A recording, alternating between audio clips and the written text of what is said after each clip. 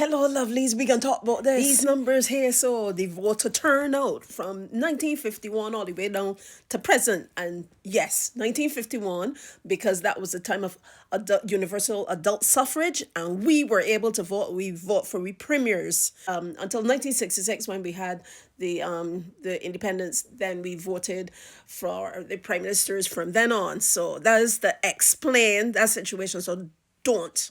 You know y'all already. Good. You could take a look even though I can give a deeper dive on Sunday.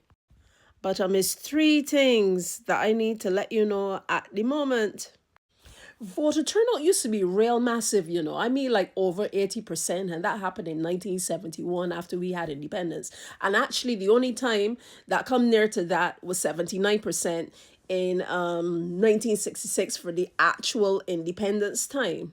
After that, nothing they really touched that. The third highest time was in 1986 at 76%. And of course, are rounding up, rounding down, and all that, but you get the understanding. When it comes to the lowest, we could look at when we had the premiership. We had quite a few low numbers in there with 61% and 60% in 1961 and 1956 respectively. But if we're looking specifically at after 1966, boy, do I got some news for wanna open up your ears, learn. Knowledge is power. You hear what I tell you? The third lowest was 62% in 2013. The second lowest was 59% in 2018. And the third lowest was 42% in 2022. 42%. I watched a video recently with somebody saying something that real true.